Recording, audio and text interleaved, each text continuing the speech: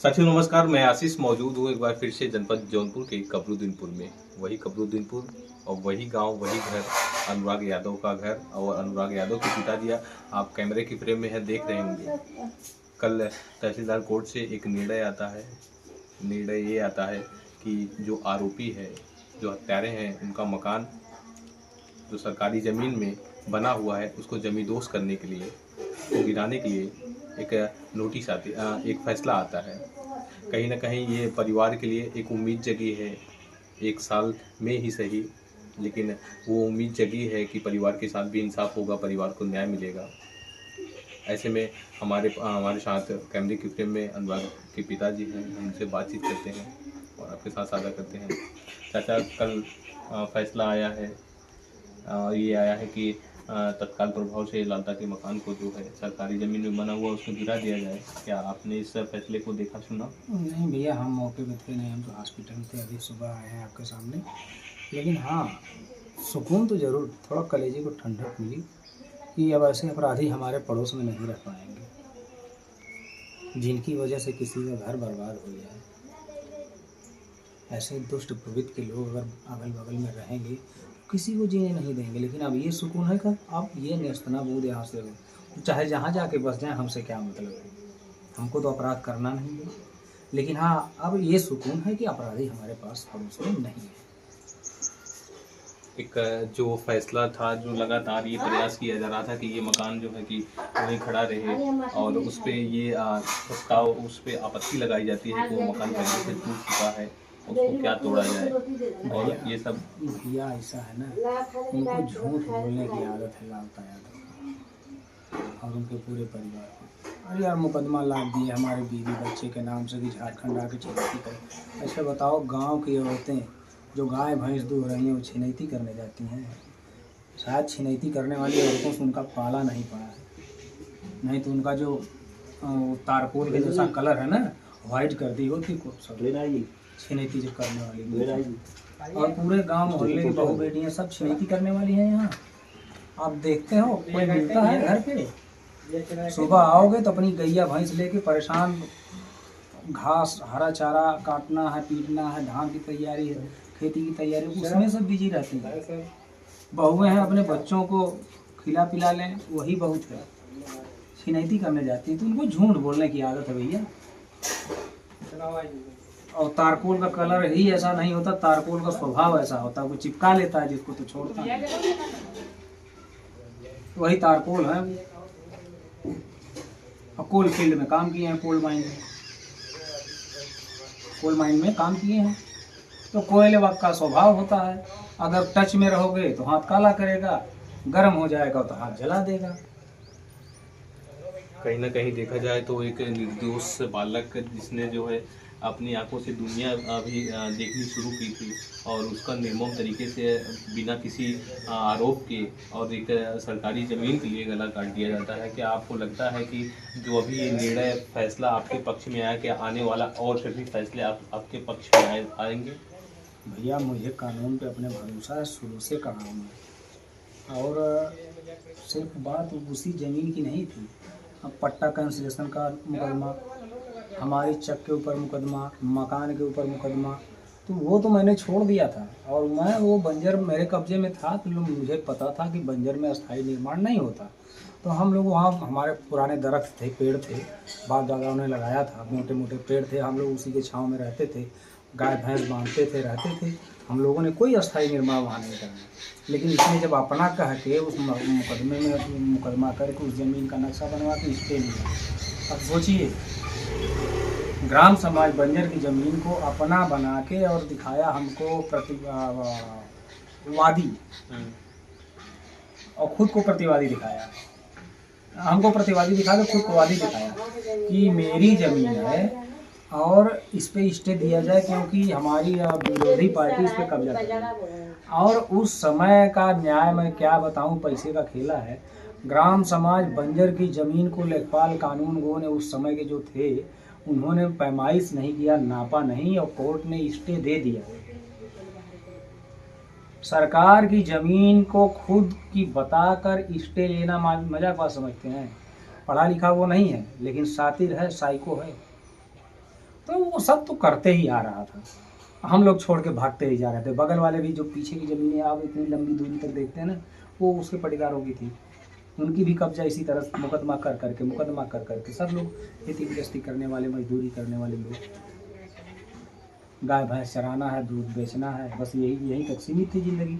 हंसी खुशी सब अपने अपने में रह रहे थे, बहुत ज़्यादा पैसे की हवस नहीं थी कि चलो यार परिवार है, जी है, दूध दही खा रहा है, बस बात खत्म।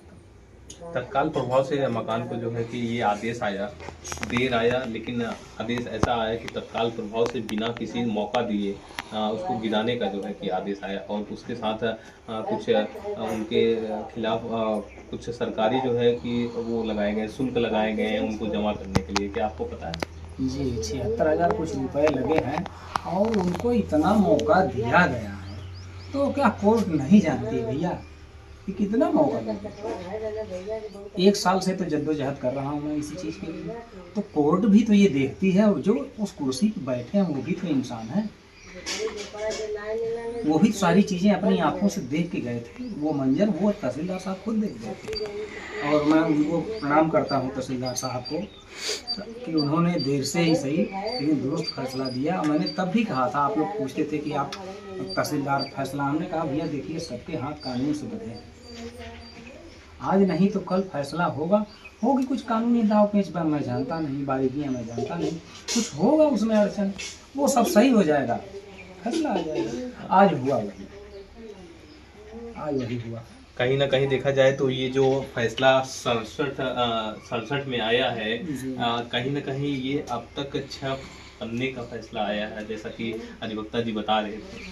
कहीं ना कहीं ऐतिहासिक फैसला जो है माना जा रहा है कि इस धारा 67 में जो है 6 पेज का जो फैसला आया है।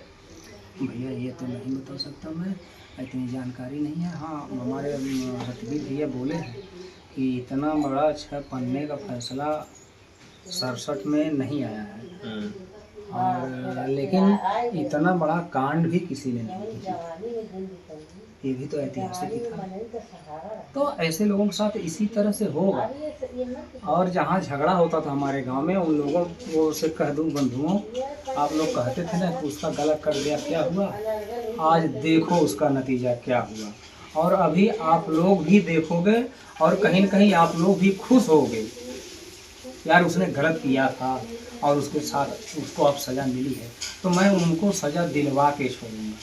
ये आप सब लोगों की दुआएं हैं, आप सबका सहयोग है, बस भैया बहुत कहीं ना कहीं एक बात और, कहीं ना कहीं एक कमेंट जरूर आता था वीडियो में कि ये अभी फिर तारीख पड़ेगी, कुछ नहीं होगा। क्या आपको लगता है कि तहसीलदार महोदय इस तैयारी में थे कि लालता को अगला मौका ना मिल पाए, हम सभी दाव पेच इनको यही ख़त्म करते, जब इतनी बड़ी जो है कि फैसला सुनाएंगे, इतना बड़ा जाएगा तो इनको कहीं कोई और दाव पेच नहीं ले जाएगा? अगर ये हायर कोर्ट में भी जाते हैं तो भी ये आदेश जो बना है शायद 6 पेज का, ये आदेश वहाँ से उनके पक्ष में कुछ भी नहीं हो सकता है। कहीं इसकी तैयारी हो नहीं भैया, तैयारी की बात नहीं है, उनको इतना पर्याप्त मौका दिया जा चुका था कि अब कोई गुंजाइश ही नहीं थी। 1 साल क्या ले रहे थे, मौका ही तो ले रहे थे। तो बताइए पूरे गांव का नाम लिख के डाल दिए थे, नल टोटी ये तो अच्छा अब पूरा गांव अराजक तक तो हो गया, आप शरीफ हो गए, मतलब मेरा पूरा गांव खराब। आपकी दुश्मनी मुझसे है या पूरे गांव से, पहले ये क्लियर कर लो। पूरे गांव को कुछ नहीं पा रहे, पूरे गांव का नाम मुकदमा करने में भाई लालता का कोई शानी नहीं है कि 4-10 गांव में ऐसा मुकदमेबाज आदमी मैंने किया, बच्चे के ऊपर मुकदमा। 17 साल का 16 साल के लड़के को 22 साल का दिखा के, बालिग दिखा के छिनैती लिखवा दिया। कोर्ट ने सब कैंसिल मार दिया, सब कैंसिल। सारी छानबीन हुई। उस समय एलआईयू की पूरी टीम पूरे गांव में भ्रमण कर रही थी, इसमें वाकई सही आदमी कौन है, और पूरा गांव रो रहा था कि उस सच्चे इंसान के साथ बहुत गलत हुआ, उसी का सारा चीज लिया भी, उसी को मार भी दिया। सब लोग जान रहे हैं, और सबके पास घर परिवार है, सब इंसान है, सब कसाई नहीं होते। ऐसे कोई बिरले पिशाच पैदा होते होंगे जो अपनी माँ की कोह को कलंक करते होंगे। ऐसे कलंकित कोह को कलंकित करने वाले ऐसी औलाद से बे औलाद होना बेहतर है। हमारा तो आया उसने कहा था कि नाम रोशन करूंगा, चाहे जैसे नाम रोशन करके गया। और तुम ताउम्र तुम्हारी पीढ़ी दर पीढ़ी गालियां सुनेंगी। उसका नतीजा ये निकलेगा, आज नहीं तो कल इनको सजा होनी है। और धैर्य लेके बैठा हूँ मैं, बहुत धैर्य के साथ बैठा हूँ। आप लोगों का हौसला और आप लोगों की जीत। कल आपका वो फोन आया था कि कोर्ट में जब फैसला आया, सत्यवीर जी ने आपसे बात भी किया, तो आपका ये तबीयत खराब हो गया था, कैसे क्या? भैया देखिए ना, डिप्रेशन टेंशन इतना है ना कि जब जब कोई ऐसा बड़ा फैसला आने वाला होता है, मैं डिप्रेशन में चला जाता हूँ। मुझे कुछ ना कुछ हो ही जाता है, डर लगा रहता है कि यार होगा नहीं होगा, क्या करूँगा मैं, अगर नहीं हो पाएगा तो मैं अगला कदम क्या उठाऊँ।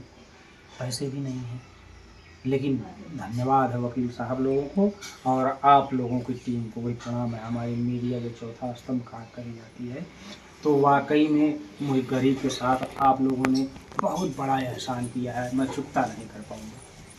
ये साथियों, आप देख सकते थे ये अनुराग यादव के पिताजी से जिनसे बातचीत हुआ। फैसला आने के बाद परिवार में एक आस जगी है कि हम लोगों के साथ न्याय होगा, देर आएगा लेकिन दुरुस्त आएगा, हम लोगों के पक्ष में आएगा। ऐसे में जो मकान का जो तारीख चल रहा था मकान का, वो फैसला तो आ चुका है, लेकिन अब बारी है आरोपियों के खिलाफ कार्रवाई की, उनको सजा की। हम वो भी खबरें आपको दिखाने का प्रयास करेंगे जैसे जैसे जो अपडेट आता है आने वाले समय में। अभी तो जो चल रहा है अभी तो यही दिखा सकते हैं, बाकी इसके बाद वो भी खबरें आपको दिखाएंगे। फिलहाल अब तक के लिए इतना ही। बने रहिए निष्पक्ष दर्पण न्यूज़ के साथ। धन्यवाद।